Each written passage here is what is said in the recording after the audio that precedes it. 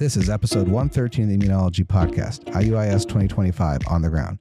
Hey everyone, this is Dr. Jason Goldsmith and Dr. Brenda Rapp. Welcome back to the Immunology Podcast, where we have conversations with immunologists. The Immunology Podcast is brought to you by STEMCELL Technologies, a global biotechnology company supporting life science research and fostering communication and collaboration in science. If you enjoy the Immunology Podcast, rate us and leave a review. We're always looking for feedback on how the podcast can be improved and for suggestions on guests.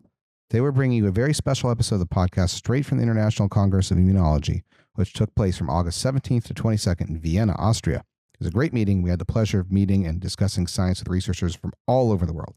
Today we'll be bringing you some of these conversations as we hear from delegates about their thoughts on the meeting and research presented throughout. But before we jump into that, wherever you're looking to attend an immunology conference this year or to expand your network, make the most out of your experience by downloading our collection of tools to help you prepare for your next event. STEMCELL Technologies downloadable checklist and guides include recommendations on how to get ready before attending conferences, tips for networking, best practices for your LinkedIn profile, and more. Download the conference toolkit at www.stemcell.com/conference-toolkit. all right, it's time to get started here. We're going to activate ourselves and become some effectors cells. Yeah. We had an incredible time at the conference and had the chance to chat with attendees and learn what they were working on. So let's introduce some of the guests that we had the privilege of speaking with throughout the meeting. Hi, my name is Tulio Lopera. I am from Colombia and a PhD student at the University of Antioquia, located in Medellin, Colombia. I'm a PhD student in autoimmunity. My research focus is rheumatoid arthritis. I've been trying to build a model predicted for disease, specifically for prognosis and for diagnostic patients. My focus is right now in biomarker discovery and also trying to understand how different parts of the immune systems work to develop the disease, like platelets, PBMCs, and extracellular vesicles. Hi, my name is Nichelle De Souza. I am a PhD student at the Medical University of Vienna. So I work on Blomia tropicalis allergy. This is actually an allergen from the tropical regions of the world, and it's quite different from the universally prevalent species of Dermatophagoides. And I work on giving accurate diagnosis to the patient on their genuine sensitization to this allergy. Affects really a big population of the world. And we then want to work on immunotherapy in the future. So this is the direction we are moving in right now. Hi, my name is Jasmin Ochs, and I'm a postdoc at the AG Weber, which is we are working on translational neuroinflammation at the University Medical Center in Göttingen, in Germany. Well, I'm mainly interested in immunological cell-cell interaction in neuroinflammation.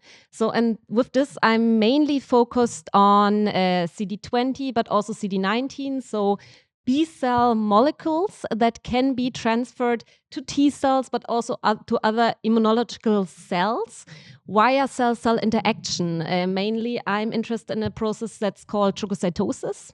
So, cell-cell interaction and transfer of antigens. This is really interesting to us because with that, we can actually track recent cell-cell interactions and also have recently activated T cells that are marked for their recent activation and then become therapeutic targets. Hi, my name is Chandana Panwar, and I am a master thesis student at the Allergy Pathophysiology Department in the Medical University of Vienna. And currently I'm working on influenza there, and I am under two supervisors, that is Professor Rudolf Valenta and Professor Kasia Nishpochina. And and I'm here to talk about myself and also thank Immunology Podcast for giving me an opportunity to be here. Basically, I'm a student in University of Vienna and I'm doing my master's in immunology.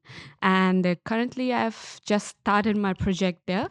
And I am basically working on influenza-derived proteins that I'm checking with the vaccines, how effective they are. I'm checking the effectiveness of the vaccines. And it's pretty much interesting. I've just started it.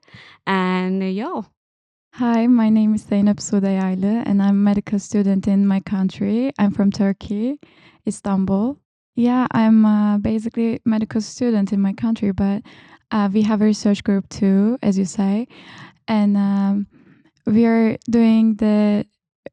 observing a new peptide named Pepitem, and we're looking at how it affects of the allergic rhinitis models, and we use mice for that, and we're comparing with a desertidine. Hi, my name is Chao. I'm a postdoc at the Department of Immunology from the University of Tokyo. So my major focus is regulated T cells in cancer. So we focused on the TGF beta, and which is a very prominent immunosuppressive cytokine for Treg cells, and we focused on their activation and their mechanism in the cancer. So how they promote the cancer progression. So my name is Ranit Kadmi, and I am a principal investigator at the Weizmann Institute of Science in Israel. Basically, we're trying to understand how tolerance is happening in the gut. And I think we basically revisit questions that were asked years ago. So maybe I'm doing like a kind of old science, I would say. But we have new ways and new tools to look at that. So basically what we're trying to do is to understand the cellular interaction, the cellular networks that governs tolerance. And I think we also found that tolerance is not simply suppression of effector immune responses, but we actually try to understand what happened if something bad attacks you, but it shares many antigens with, let's say, the gut microbiota, right? So we're trying to understand what happened with those weird scenarios when you have a Treg response, but you still need to develop some kind of a protection. And we think that what we found is that within the general border of tolerance, you have this ability to develop acute temporary effector immune responses. And we looked at the cellular network that allows that. Hi, my name is Jim Allison. I work at the MD Anderson Cancer Center in Houston, Texas. I'm head of the James P. Allison Institute there, and work on cancer immunology and how to help patients. Well, what we do is try to figure out ways to use the immune system to take cancer cells, to kill cancer cells and keep them gone. And so far, it's been pretty successful developing checkpoint blockade. About 30% or so of all cancer patients benefit from now. It's been estimated there are between 300 and 500,000 patients that are alive because of these new drugs worldwide. They've been around for about 10 years now, but it's still not for everyone. It doesn't work in everyone. So that's the challenge, is to make get it above 20 to 30%, up to 50% or so. And I don't think it's unreasonable to expect, I guess, we'll ever get to 100, because it's always going to occur. But I think that we can do better than we're doing now. One of the things that we've turned to recently, as a lot of labs have, is spatial proteomics and transcriptomics. And one of the cool things that we found is when you give checkpoint blockades, anti-CTLA-4 in particular, this new structure forms that consists of a unique kind of CD4 T cell that binds to a dendritic cell and that seemingly attracts a CD8 T cell.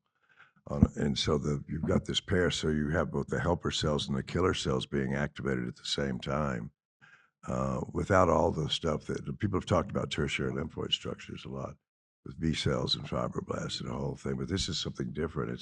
It may be an intermediate, but I don't think so. I think it's a very early transitory thing that gets early priming of T cells. And so we're trying to figure out how to make that better, how better at priming and really understanding what's going on, because that's something that we could exploit. Okay, hi, my name is Miriam Arad, and I'm a professor of immunology at the Icahn School of Medicine at Mount Sinai in New York. So, my lab has been studying macrophage and dendritic cells, so mostly myeloid cells that present antigen to T cells for a long time. And my lab has focused specifically on this tissue-resident macrophage and how they contribute to tissue health and also tissue immunity. But right now, I'm very interested on how this compartment evolved during aging. And what we are finding is there is a very strong decline of this tissue-resident macrophage in aged organs. And we are exploring how this is contributing potentially to tissue damage during aging. Hi, my name is Rabea Burkhardt. I'm a postdoc from Tübingen, Germany. I'm working in the medical virology and I'm happy to be here. We are focusing on HIV research, and I'm especially interested in how the virus evades our immune system. And thereby, I focus especially on CD4 T cells and how certain receptors are modulated by the virus. Hi, my name is Jill, and I'm a PG student at the VIB Ugent institution, and we're located in Belgium. So I'm studying T cells mainly in the context of autoimmunity, and I'm also interested in the molecular signaling pathways downstream of the TCR-CBM complex. Hi, my name is Hoàng Oanh Nguyen, and I'm from Vietnam, but actually currently I'm working as a postdoctoral researcher at the University of Bordeaux, France. At Bordeaux, actually, I'm working on T cells, and actually on the right now my main focus on the mRNA vaccines, focusing on the again cancer and also different viral infection. And actually, I really like my research because it's going to develop a vaccine that's going to target multiple diseases at the one single shot. And I think it's really amazing because usually you're going to get different shots for, again, different diseases and different time point. But with that, with just one single source, and it can solve everything. So I think it's quite optimal about my work right now. And I'm really happy that's like, at first, we already get really optimal results. And we hope that so far we can actually launch our product go further with the clinical trials. Hi, my name is Balázs Szűcs, and I'm a PhD student at the University of Szeged in Hungary. I'm studying the self-similarity and in connection with the immunogenicity of peptides, and for that I use HIV.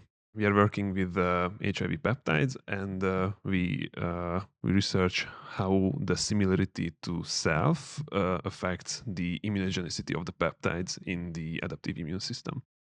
So hi, my name is Rodrigo Nalho Ramos. I am a group leader at Faculty of Medicine from University of São Paulo and at the DOR Institute of Research and Education, also in São Paulo, Brazil. So we are mostly interested in macrophages, macrophage biology, in two different axes. The first axe is how those macrophages may interact with the tissue and the tumor microenvironment. So how they can interact with tumor cells and other stromal cells, and try to reveal how those macrophages work. And it gives us the second axis is how we can modulate macrophage functions using different types of techniques, like introducing CAR receptors or crisping some molecules. And so the idea is to use the macrophages to treat cancer. Hi, my name is Renan, and I'm an assistant professor and the head of Laboratory of Immunology at the Scripps Research Institute in La Jolla, California. Yeah, so, I'm kind of continuing my previous interests in research, investigating the aspects of immune longevity, things that I've been doing back on the day during my postdoc at Rockefeller when I was investigating B-cell immune responses. And nowadays, my lab investigates how these responses are mounted and how B cells develop. And we take a deeper look into plasma cell biology, which are the cells that make antibodies in the organism. So we have like some cool mouse models where we can track these cells, and we can use like infection and immunization strategies in transgenic mouse models, and we can see what they end up doing. But just to summarize, our main goal is to understand what makes a plasma cell to decide to be long-lived, so that if we understand this in better details, that's kind of helping to in the development of better vaccination strategies, for example. Wow, there are definitely some interesting research areas there. We'd love to dive a bit deeper on future episodes, right? Yep. It's great to see our pools of guests expanding each meeting. We've attended some great talks so far. And my personal favorite was the one by Lawrence Witvogel on the microbiome and the role in cancer immunotherapy, because I, can't undifferentiate my phenotype at this point. How about you, Brenda? Man, it's really hard to choose. I think the one that really surprised me and I was not expecting is one from Jasmine Belcade, in which she showed that there's this population of CD8 alpha T cells that are important for the remodeling of the breast tissue to allow for lactation. And it's like, dude, is anything that the immune system is not responsible for? So that was pretty cool, but so many other things that I liked. And so I don't know. Let's see what our research, our guests thought was the most interesting so far. Hi, it's Tulio. There are some couples.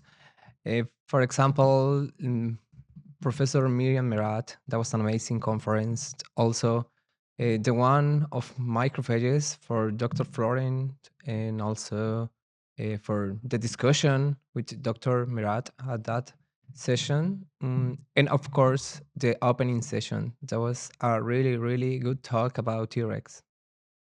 Hi, it's Nichelle. In general, I love the conferences. I think there's a lot of exciting energy, a lot of new things to learn. But my favorites, I think, is some of the keynote lectures, because you get to see them across different conferences throughout years of your PhD, and there's always exciting research. My favorite is actually Jasmine Belcade. She is the director of Pasteur University in France, but she has excellent research and it's quite different from what I do. So I think this is the nice place to learn something out of your usual field. Hi, this is Jasmin Ox. There have been so many really, really interesting talks, since I'm not always that much in basic immunology. I mean, my lab is more of really the neurological side. So it's really interesting to see all these other topics in immunology. But I was really interested in the talk of Professor Reed. He was talking about CD20 actually, because we are still a bit unsure about its function. And it's so prominent on the B cell. We have all these anti-CD20 B cell depleting antibody therapies nowadays, which are really interesting in multiple sclerosis therapy, for example. But we are still unsure what it actually does on the cell. And since I saw its transfer to T cells, I'd also be interested if the T cells can use it. And therefore, his talk about the actual function of CD20 was really interesting to me. Yeah. That was the end of it. But I mean, it's so prominent on the B cell. It must have a function in some way. But it's so interesting. It's so prominent and it's so much used in therapy, but we don't know a lot about it. Hi, it's Chandana. Since I've always been fascinated with the virus immunology part, I like the research that I listened was from Florian Kramer, and he's also from the Medical University of Vienna. And I like the way he thinks about the influenza, the different perspective that I couldn't think of. Like, he wanted to mix up a vaccine that is mixing with the neuroaminidase and hemagglutinin, and so that was the point that was really intriguing. And I also liked one of the keynote speaker, that was Simone Sagaguchi. It was also a commendable research. Hi, it's Zainab. Yeah, I listened so many presentations, and some of them about the quantum and more of the physics parts of the job, and I'm really interested with them. So it's basically looking for the molecules, but it using the quantum. It's a research. When I met a girl in a line, and she told me about his research, but it's not an exact presentation.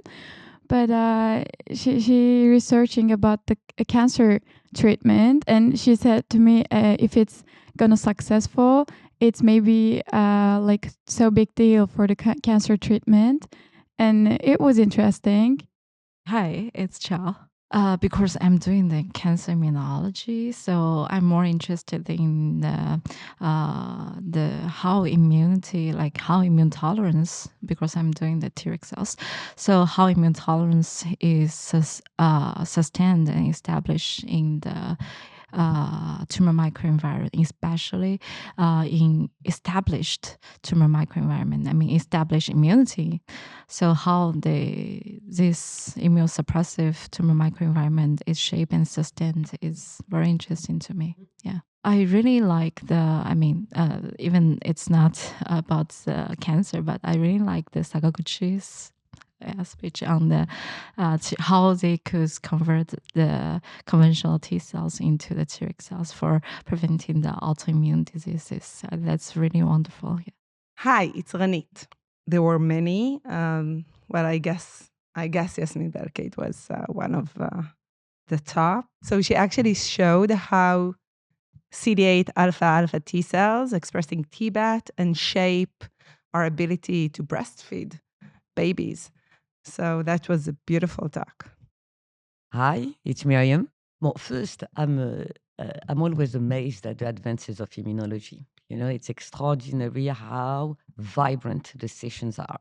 You know, how engaged. I don't know whether you've been to some of these sessions.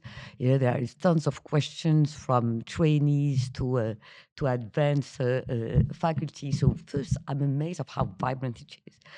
I am still very excited about all the therapeutic developments. There are so many different modalities that are being tested in many different diseases.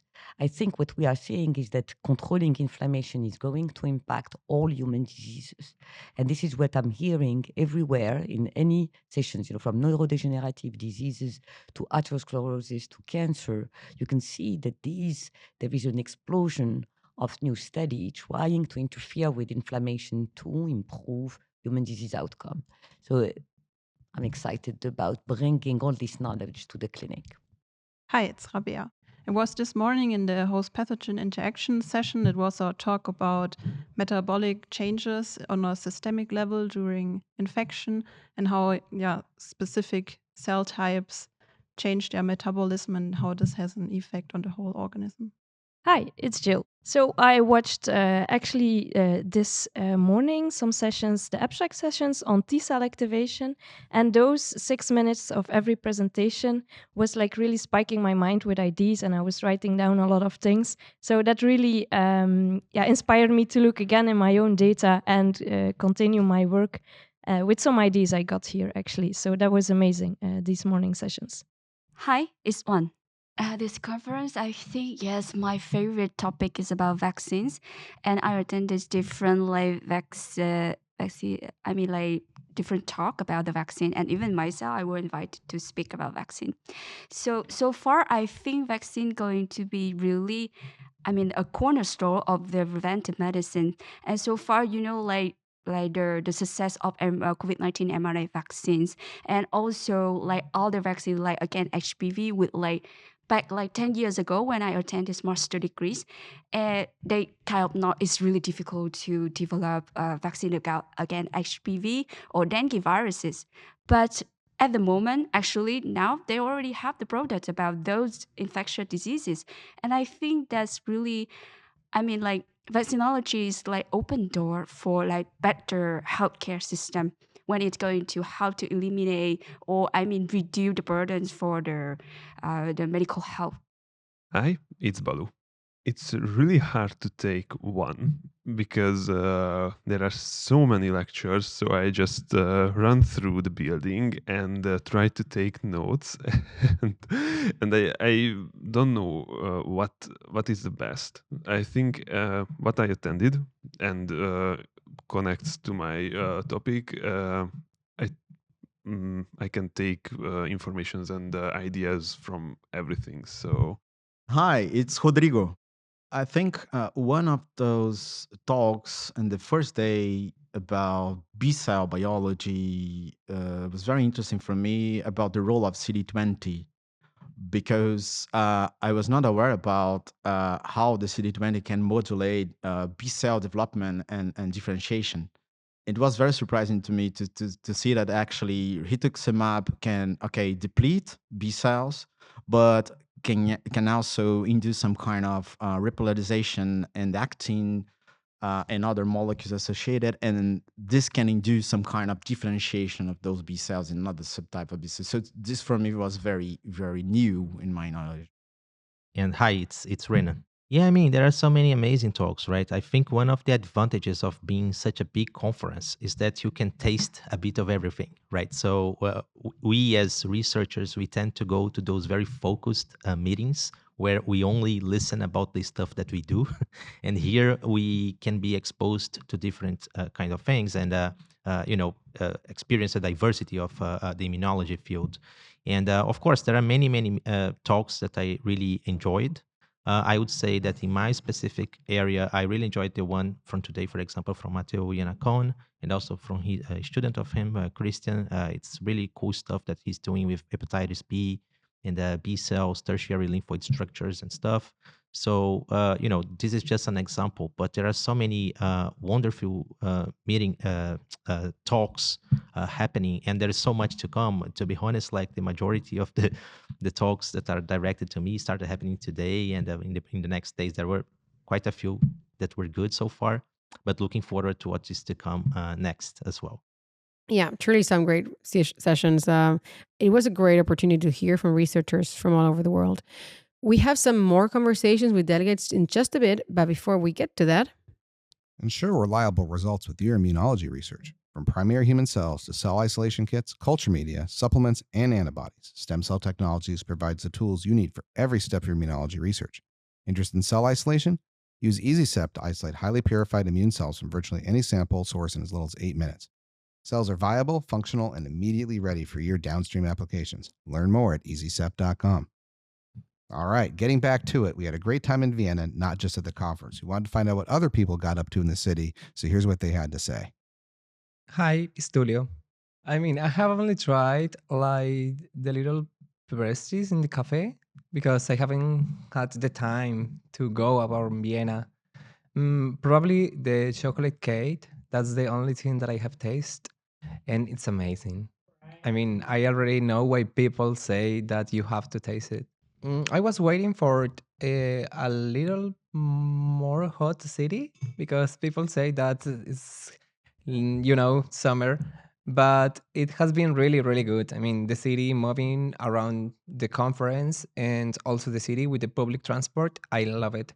Also, during the conference, I have enjoyed a lot. I have met a lot of PIs, people that read their papers, and now you can put a face to the name. Hi, it's Nichelle. I think there's a lot to do here, especially in the 5 days of the conference. You have ample time to see a lot of Vienna, but my favorite is the Schönbrunn Palace. I live very near and I go there for a run almost all the time. And the culture is really nice. The gardens are beautiful. And if you have time to actually spend an hour in the palace, you learn a lot about the Habsburgs and the empire. It's fascinating for me. Hi, this is Jasmin Ox. I actually visited Vienna now for the first time, and it's been really funny because a good friend of me, I got to know her in my studies, and we kept connected over the years. She just recently moved to Vienna, so I'm actually living with her and doing a lot of the touristy stuff with her while I'm here. Actually, last evening we had the tour on the Donau on the shop. The evening tour was really nice. But I just love it also here with the Austria Center because it's so close to the Donau, the water. You can, in the breaks, have a nice walk. It's really nice. Hi, it's Chandana. Just to point out, I have only been in Vienna for a year, but I'm basically from India in New Delhi. But one of the places that totally attracts me is the Stephanplatz area where there's a church. I'm sorry, I'm forgetting the name of the church, but it's very beautiful and it also has a historical purpose, and it also has some unique underground museum kind of thing that you should definitely visit. I don't want to spoil the surprise here, but yeah, you should visit that. Hi, it's Zainab. Okay, actually, it's my first congress, and I didn't expect to think like that. So I think it's so big, And so actually, it's my first experience in the Congress, and I didn't expect it to that important. Actually, my father is a doctor too, and my uncle is working a company for the medicine company, and his masters and masters came here, and he told my father, hey, you know about like that congress or something, and my father said to him, yeah, my daughter is here there too. And it's so big, actually big deal for me also. My father is a doctor too, as I say. And when I was a child, he gave us some notebooks and pens to name the company, you know. And 2 days ago, I came here, the welcome reception. They gave me like that stuff. So when I was a child, I'm very proud of my dad because of these stuffs. And my friends asked me, and I said, yeah, my father is a doctor. And now I'm FaceTiming with my family, and now I'm the proud reason of my family as such. And it's really unique experience for me for that. I saw the deal, saw the like how it works, and so many people in here and doing the so special things. It's not a general immunology congress, and I thought I was the only like our research is like so new peptide, you know, and nobody knows this. And now this one is unique, but it is not, because everyone working on their specialties, and it's so unique parts of the immunology, and it's such a good experience, and I liked it so much. Hi, it's Chao. It's really, really beautiful city than ever I thought. It's really, everywhere is art. Totally fantastic to me. Yeah. I visited. Actually, I brought my husband here as well. So we went to to see the orchestra, and actually I found the performer our opening, right?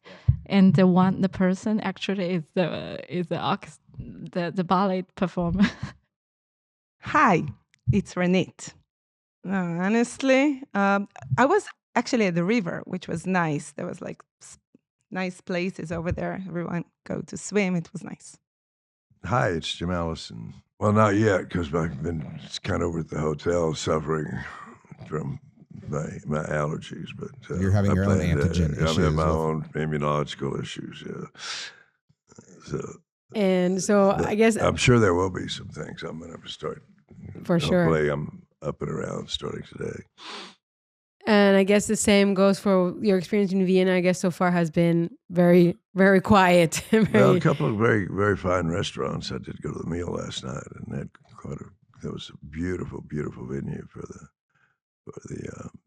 the dinner, presidential dinner with waltzing. You know, nice little musical group with people waltzing, the Viennese waltzing. They did Blue Danube and a few other traditional songs, quite beautiful with the dancers. Very good. And I guess you are looking forward to playing tomorrow in the party. Oh yeah, we're gonna. I think we got 8 or 10 songs on the playlist so far. Very nice. Can you remind our listeners what is it that you play? I play the harmonica, a very small, handy instrument that you can carry around. So, hi, it's Miriam. I love the city. You know, we were in Cape Town. I loved Cape Town, absolutely. And this is just so different and so different in a very beautiful way also. You know, Cape Town was so dramatic in terms of scenery. And here, you know, I just love the fact, you know, the location also of where we are. I love the fact that we have to go through the Danube, you know, at least from my hotel to the convention center. Yesterday, I was in a pub just where Freud used to have his practice. You know, so all this mixture of fun, modern, you know, places, you know, around this very historical city with extraordinary scientists also. Hi, it's Rabea. I've been here before, but I really enjoy the city life. It's really a beautiful city. Everywhere you go, you look around a corner and there's another great building, a castle, or yes, so there's really a lot to see and to enjoy.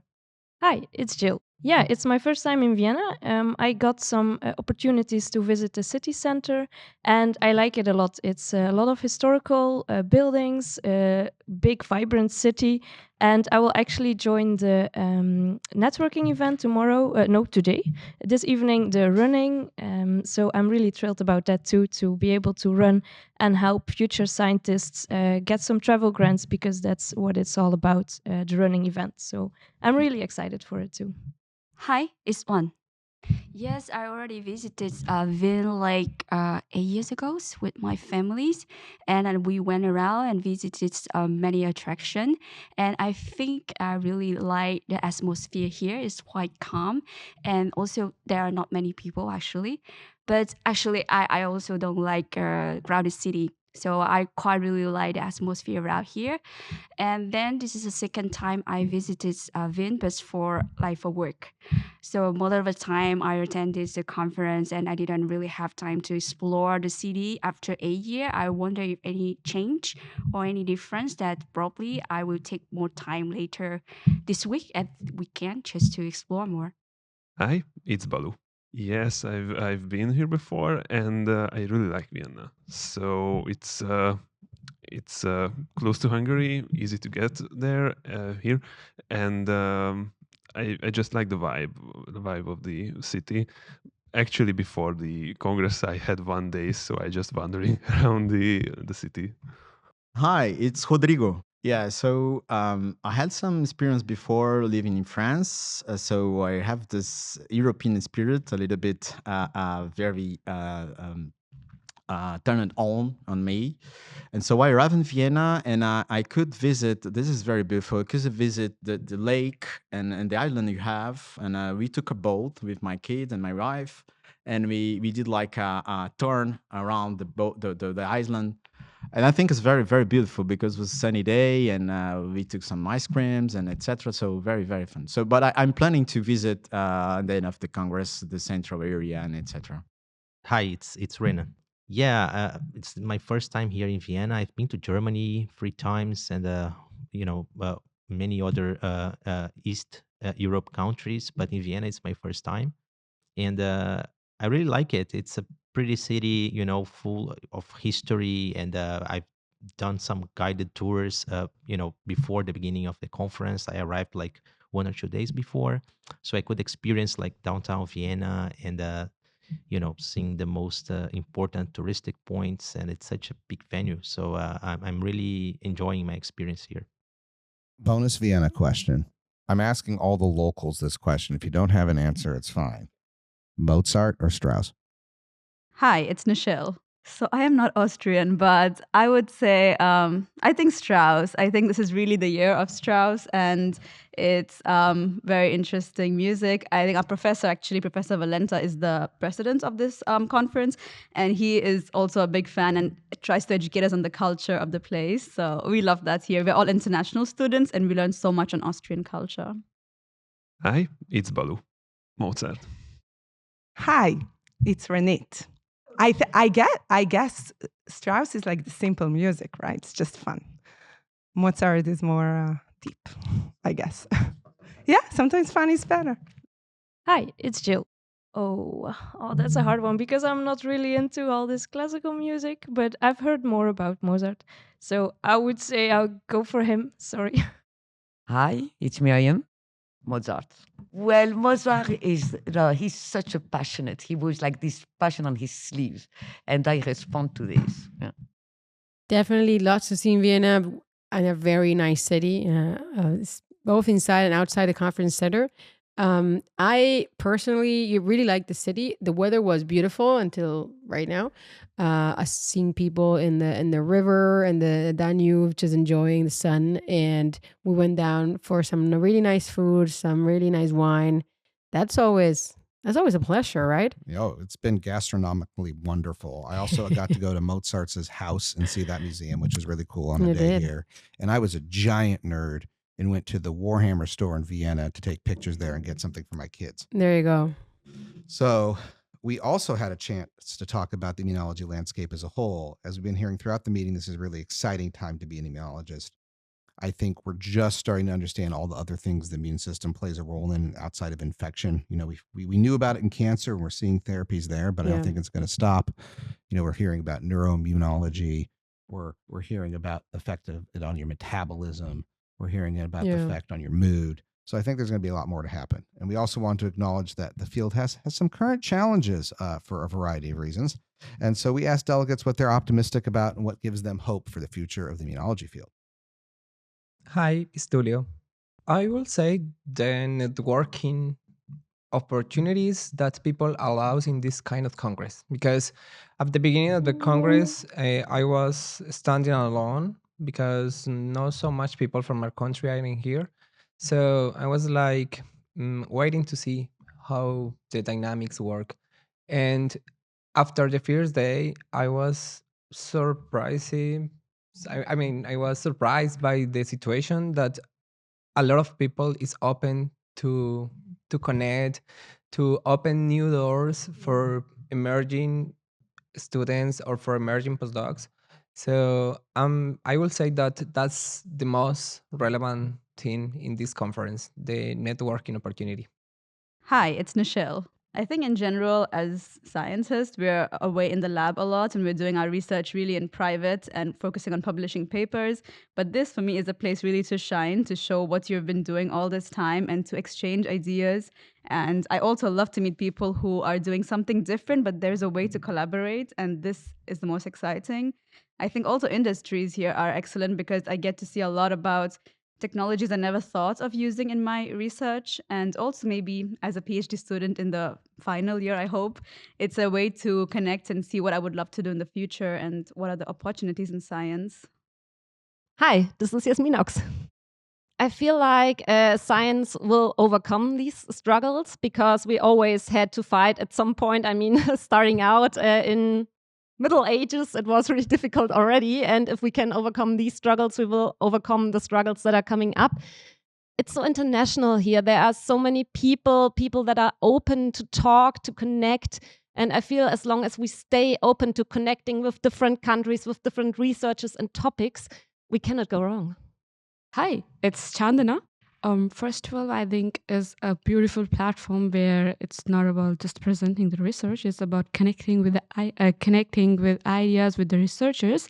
And I think one of the fascinating point that I can target is that the research that is being held in different part of the countries that are being not in the highlights, I get to see that like different problems that they want us to know or think about what can we do also brings all the immunologists together and we can make a good decision about it. So I like that point of the conference. Hi, it's Chao. My hope is translation. I mean, from the basic research to the clinic.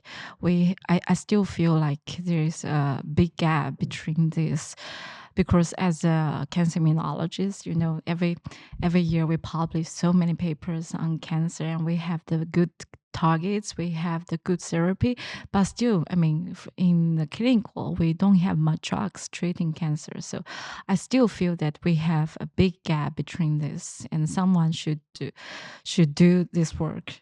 Yeah, not only publishing papers, but also translate them into the drugs. Hi, it's Renit. That's a great question. You know, I think that as scientists, we not only need to focus on immunology and vaccines, that for sure we need to, but I think we should go to the schools and teach people how to look at data, what to trust. We should teach them statistics in early age and those kind of things. So when they see data, when they hear, oh, my grandma died after a vaccine shot, they know it's N equal 1. And in large populations, maybe you don't see that. So I think we need to go to the roots of how you actually look at data and know what to trust or not. So my hope is that science will lead the light and will make a big impact there. Hi, it's Jim Allison. Well, I'm seeing that, and talking to my friends from France and Austria and Germany and other places in Europe, that while I suppose they've not been funded in the past to the extent that they have in America, at least it's stable, and some new initiatives here. We are undergoing a period of, I'm afraid, stagnation in the U.S. Or it's going to be very difficult to continue to make the kind of progress we have with the restrictions that have been put on. It's really a golden time. You know, one of the things that in my area of cancer immunology that we need to understand, it's a complex microenvironment, many different kinds of normal and cancer cells interacting, and we need to understand those interactions with the new technologies that are just available in the last year or so. We're going to be able to really ask questions that we've never been able to ask before in terms of what's going on with individual cells. And one of the things that's come out of it from a number of labs is that there's a lot of plasticity that we didn't know about before, is that the cells in proximity to another cell will acquire some of the characteristics of that cell. So there are these communication networks that 5 years ago we really didn't know about. And it's fascinating when you think about it, because we're used to thinking of cell types that we put in boxes. You know, you got this cell, this cell, this cell, except now it looks like it's more of a gradient, you know, particularly in myeloid cells and things where they can help or they can hurt the immune response. It just takes turning on a few extra genes, turning them off. Anyway, it's just fascinating what we can see and what we can do now. And I wish I understood it all. Unfortunately, I can't handle the mathematics or some of the concepts of it, but I think the people coming up are going to be able to really make a lot of progress. Hi, it's Miriam. Okay, so, well, first the challenges, yes, we are, and what I find the most challenging right now, definitely in the United States, is the superficiality with which, people are talking about science, right? So you have all these non-experts expressing ideas and recommendations based on superficial knowledge. Right? And when you come to a place like that, you realize, the complexity, the expertise, or the brain that are here. And when I listen, to this community, I feel, well, the non-experts cannot win. We are here to stay. I think the great science, the commitment to developing novel drugs based on rational science that is being generated at the bench is, I think that this method of working and of thinking is here to stay. So my hope is that the field has advanced so much that is unstoppable, right? But we will have to fight those that pretend to be scientists, right? There is a complexity now to knowledge that the people need to understand, right? So our politician needs to understand that if they want to make recommendation, they need to have the right experts with them, and not those that pretend to be experts. Hi, it's Rabea. I think it's the fact to be here in a really international context that people, although there are those complications in the world, come here, connect with each other, talk about science, focus on science, and try to forget what's going on. Hi, it's Jill. So there's a lot of young scientists, experienced scientists, and they all interact with each other. So you have a lot of opportunities to network with each other, to make connections. And that's what I feel is like getting a strong bond between all the scientists, and that there's more and more outreach also to the public, to unaware people or people that want to know more about science. Everyone's connecting together to get this knowledge and this science out to the people. And that's something I really find amazing, that there's more and more outreach to everyone. Hi, it's One. Yes, I could see not just only vaccine, but also cancer.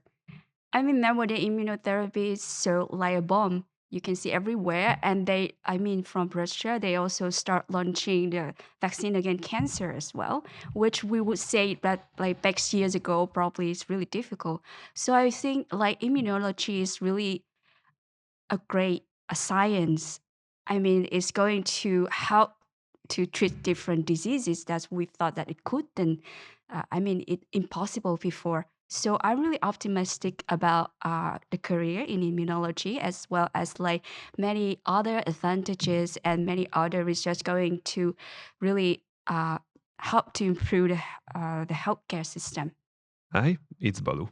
I think how easy and how quickly one can make connections during the conference, and how many helpful advice and feedback one can get here. I think it's very positive, and I really like it actually. So yeah, I think it's we should adapt it in outside science as well. Yes, everybody who are here are here for one reason. So that's great. Hi, it's Rodrigo. Yeah, I think we now in science in general we have a lot of challenges. One of those is to make people that are not in science, to understand how science works and how immunology works. And so one thing that I listen a lot here is people calling attention to the basic research. So basic research is the basis of all the knowledge we have in immunology and the human history. And so it's very, very important to give space to questions that at the beginning are not very applicable questions, but they can solve a lot of problems. So one of those examples is the monoclonal antibodies that made like 50 years of discovery. And so at the time, the people are not really thinking on how those antibodies can change the story of humanity. But this is my point. I think everybody here is kind of connected to make forces to make people understand the basic research is very, very important to humanity. Hi, it's Renan. Well, one of the things that I'm really enjoying here is that apparently the immunology community, the immunologists overall, they are all like we are talking about the ongoing problems that we have to overcome in the different countries, such as the U.S. Right? So one of the feelings I'm getting is that people are talking about that more and more and coming up with new ideas and how to solve problems related to immunology everywhere. Yesterday, for example, we had a very nice discussion with me and colleagues and Rita Garcetti about how to maybe translate what we do better to the general audience, like people that are not familiar with research.